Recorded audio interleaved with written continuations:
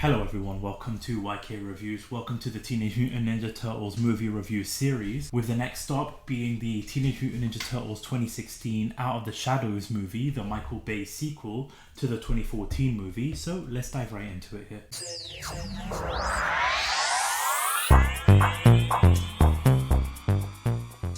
Now, when it comes to this movie, while, like I said, I wasn't a huge fan of the 2014 movie, very Michael Bayism, too much like a Transformers movie rather than a Teenage Mutant Ninja Turtles movie, this one there was some slight improvements, focusing on the Turtles and their inner demons and inner conflict, introducing Krang in there, but again, some of like the action sequences and stuff like that just so over the top. But a more enjoyable movie than the first one, but it's still very flawed. So the movie opens up with the Turtles. We see where the Turtles are. They're jumping around the rooftops like they normally do, grabbing a pizza box from Kevin, the pizza guy. They end up going to this basketball game, watching it from the Jumbotron. So they're eating pizza and watching the basketball game. They end up seeing Vern from the previous movie. He's the one that apparently they made a deal where he takes all the credit. He's known now as the Falcon, and so he's taking credit. He's being interviewed, and they start throwing spitballs at him. Mikey drops one of the pizzas into the basketball court, so they have to escape. When they do escape, Mikey ends up at this Halloween parade where he's just enjoying himself, knowing that like nobody's gonna freak out or anything like that, starting that inner conflict, which we'll talk about later on in the movie. But just before they do escape the basketball court, we come to find out that April, because this has been a year later after the events of the first movie, so April is now undercover. She's scouting Baxter Stockman in this movie, and she's talking to Donatello. They need her to hack his information, and so by getting close, by just talking to him and hitting on him, doing the usual stuff, she's able to hack the devices close to him and ends up finding out that he is working for Baxter Stockman, where it's revealed that due to what happened from the previous movies, the Shredder has been arrested and he's being transported to a convoy which the Foot are apparently going to be attacking and breaking the Shredder out of prison, which is one thing that I wasn't a huge fan of, having Shredder be in prison. Like, Shredder in itself in this whole movie just felt like a side character. He didn't really have that menacing presence. Even like in the first movie, you see shadows of his face. He's talking in Japanese, talking in English. That threat that he has. In this one, he didn't really have that whatsoever, and he was without the helmet for most of the movie, basically up until like the last 10 minutes of the movie. So he's just kind of there, and then him getting arrested, which is being transported by our Casey Jones of this movie, played by none other than Stephen Amell. Where when it comes to him, I feel like it wasn't maybe the best casting choice. Like, he felt very toned down in terms of like his acting, because in the Green Arrow show, he was brilliant in that show. And with this one, it was very like toned down. He didn't really have that Casey Jones presence in there. So both like April O'Neil and Casey Jones, I don't think was the best casting choice. But just seeing Stephen Amell in this movie did just bring a smile to my face. Just great seeing him, since I'm a huge fan of him playing Oliver Queen in the Green Arrow show. But he's the driver. Him and his other officer are transporting the Shredder, who along with Bebop and Rocksteady, played by Sheamus, which I remember at the time, him going off to film this movie and then coming back with the mohawk. I just remember like the crowd making fun of his mohawk and his beard because of like his appearance in this movie. But yeah, these two are in the van with the Shredder. You sort of get that Oliver Queen quirk, Oliver Queen one-liners during the movie while he's driving the van, poking at Shredder, poking at Rocksteady, poking at Bebop. And so the Turtles are arriving as the Foot are attacking the convoy. You see again a big action blast sequence there. The Turtles are trying to stop them, throwing the sewer manhole covers at the Foot. The helicopter arrives to try and take Shredder out. Leo tries to throw the sword at the rope, which cuts the rope. Casey is in the back of the van trying to stop this as well. And then all of a sudden this wormhole appears and just takes Shredder. And Shredder completely disappears. Bebop and Rocksteady throw the other driver and knock Casey out and then take off with the van. So all the prisoners have escaped now. And so we come to find out that Krang is the one that actually teleported Shredder. Baxter Stockman, he was trying to get the Shredder out of there, but it looks like Krang is the one that teleported Shredder and needs Shredder to help him bring his Technodrome into planet Earth to conquer the Earth. So they need 3 parts. So he's explaining this all to Shredder. And when it comes to Krang's appearance, I mean, it's as like Mikey would put it, a bubble gum that's been chewed heavily. it kind of looks like that, so you're not really expecting much from him.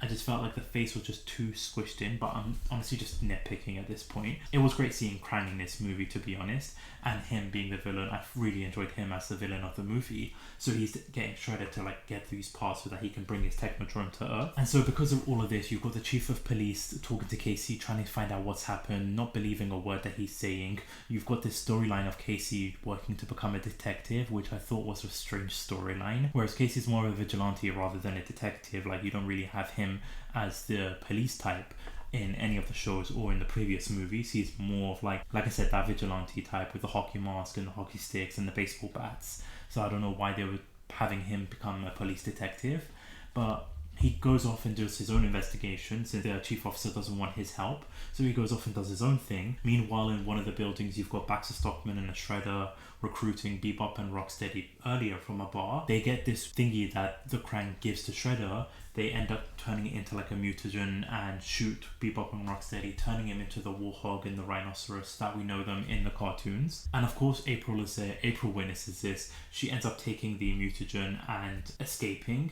With the first soldiers chasing after her, Casey comes to her rescue. He ends up using his hockey, which I like the use of the hockey stick and the pucks, taking out all the ninjas. The turtles arrive thinking that Casey is trying to hurt April.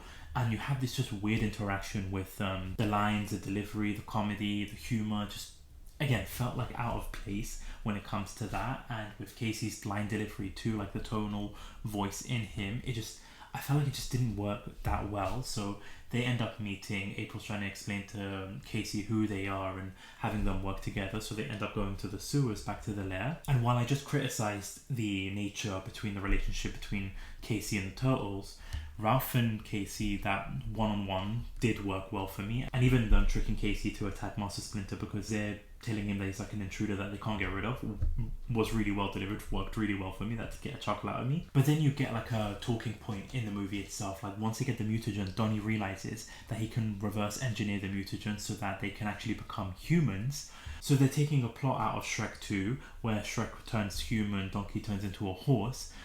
That's what I kept thinking when they brought up that plot. Now, I wasn't a huge fan when they first introduced it, but in terms of that actual story arc, I think it was done pretty well. Like, now, obviously, the turtles never should be humans, never should be transformed into humans. They are turtles by nature. Like I said, I wasn't a fan of the direction that they were going with, but that inner conflict that they were experiencing and what they were doing, I thought played out really well. And even like the dynamic between Donnie and Leo wanting to keep this a secret, Ralph and Mikey furious about this, they're the ones considering turning themselves into humans, I think just played off really well. And so while I'm not a huge fan of that, and I hope it's never brought up again in any movies or future shows, I think this was done really well. Because of this divide, because of this conflict, Donnie and Leo go to try and capture another piece that the Shredder is like looking for to build this device to bring the Technodrome in, while Ralph and Mikey try to get Casey and April to work with them to break into police headquarters to try and get the mutagen so that they can indeed turn themselves into humans. So you've got Vern the Falcon distracting the police,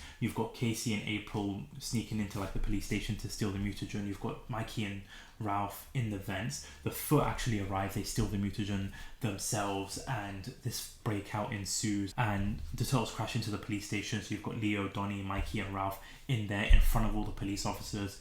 The fear and the anger that these police officers are showing, you can feel it in Mikey's face. You can really see the shock nature, him even saying that we're not monsters, and just the sadness in his face, especially even once they go back to the lair, how his reaction when he even telling Splinter about what happened, saying that they called them monsters, that the way they were looking at them, just his reaction really illustrates why they want to become human, because of how they're being perceived. So that writing was particularly well done. I have to give praise for that in terms of like what they were going with this whole human aspect. Mikey understanding the reason why Mikey now does want to change. But eventually with all of this, especially with all the tension high between all the brothers, they realize that the final piece is in Brazil, with Bebop and Rocksteady already in Brazil capturing that final piece. They're actually on their way back. So you've got this airplane sequence.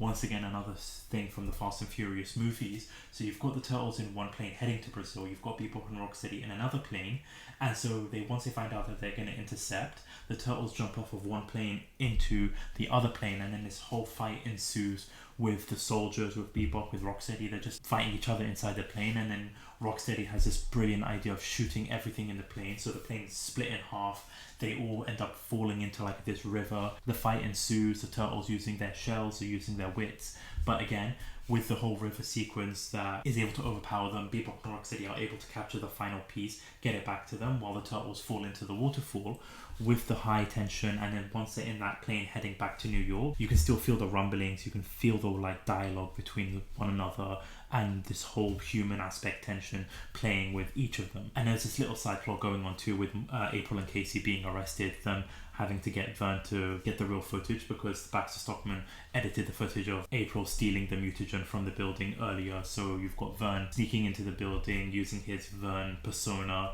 getting the actual original footage, showing it to the police so that they are able to break free from prison basically. So that was like a little side plot. And so then we get this big Michael Bay third act coming through. So now the Technodrome is being built and is coming by piece to planet Earth. And then you had this part with the turtles where they had the human mutagen ready for them to turn into humans to go rescue the civilians, to go rescue New York City. And you see this debate that they had with one another. They're finally combining and reuniting in terms of their strategic thinking, in terms of their mindset.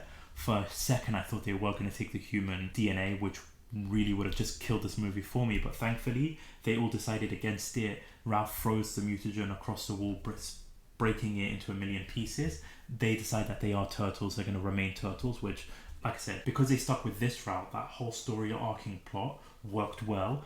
The inner conflict that they had, the debate that they had with one another, the reasoning as to why all of this worked really well. So I'm glad they went with that route. So then they end up going into the streets where they meet up with all the police officers and Casey and April. They finally come to an understanding with the police. They realize that they're working together, they're allies, and so that they need their help to try and stop Krang from building the dome and destroying the city. So in terms of the villains aspect, so you've got on one side you've got Bebop and Rocksteady and Karai. In one aspect you've got Baxter Stockman getting betrayed and being sent to Japan. We don't know what happened to him after that. And then the Shredder has this interaction with Krang, who again betrays him and just freezes him. Once again with the Shredder, he's just there.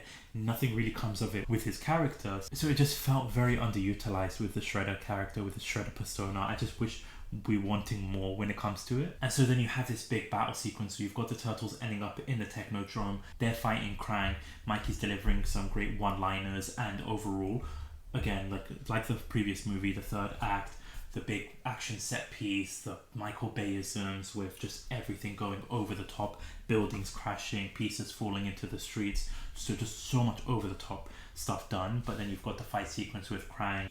Donnie eventually uses his wits and intelligence while the turtles are working together to distract Krang, to shut down the drone, to stop the pieces from coming in, and then using a drone to fly all the pieces out of the atmosphere into that wormhole along with Krang. In terms of the final act, the battle sequence, it was okay, but like I said, just too much Michael Bayisms, too much Transformers, Fast and Furious blended into one. And in terms of the movie in itself, if you really think about it, there wasn't too much ninjutsu fight style, hand-to-hand combat, especially with the turtles. Like, they fight in the third act against Krang, and then in terms of like the police station and stuff like that, so there wasn't really much fighting with the turtles in this movie particularly. But they're able to stop the Technodrome while you've got Casey taking on Bebop and Rocksteady. He manages to like trick them by going into this containment, throwing a grenade into the containment to like blow them up inside, so he's able to take them on. Also, you've got Vern and April taking on Karai and being able to shut down the portal from their side of things, so they're able to help with defeating Krang and save the city. But with, similar to like with the Transformers movie, just a lot of like human characters, human elements working with the turtles rather than just focusing on the turtles and even Splinter to defeat the enemy. So that's the problem with these two movies in particular, is that you just focus a lot on the human characters rather than the turtles. Now, when it comes to the turtles, again, the design, I've gotten used to it by now. The personalities are really shining through. Their camaraderie and the brotherhood really work well together.